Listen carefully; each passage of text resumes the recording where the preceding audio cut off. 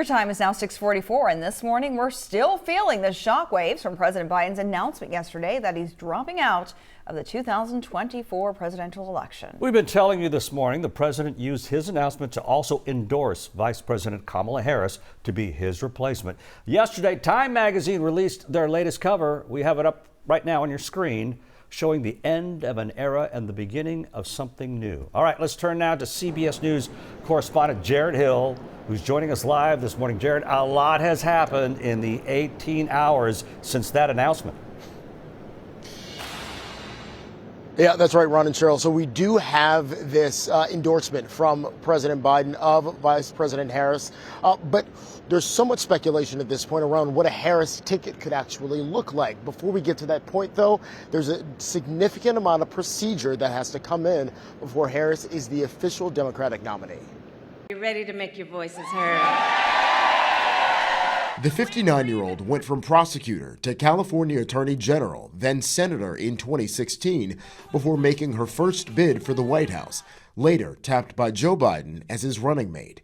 As vice president, she's been tasked with leading the administration's efforts to address migration at the southern border, making her a top target for Republicans. Also leading the administration's charge on reproductive rights.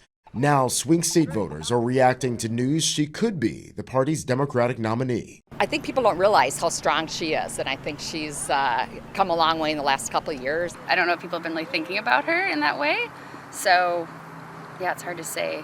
And I guess it would depend who she chose as her running mate. Harris, who has a more liberal voting record, could be balanced by a more centrist VP pick. Names have started to swirl, including swing state governors like North Carolina's Roy Cooper, Josh Shapiro of Pennsylvania, and Andy Beshear of Kentucky, who sources say she spoke with on the phone Sunday. But Harris's official nomination is not yet a done deal, with Democratic delegates set to vote ahead of the party convention next month. Jared, when could we hear from the DNC Rules Committee about this? Yeah, so the Rules Committee is scheduled to meet on Wednesday. This was something that was already planned even before this announcement came out over the weekend. And so we'll wait to see exactly what the procedure looks like when it comes to the process of getting delegates to vote on whoever they would choose for the party's nominee.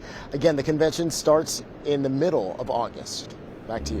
Nothing but twists and turns in this election. Jared Hill, live this morning. Thank you so much for joining us. We have more coverage of President Biden dropping out of the race online at khou.com.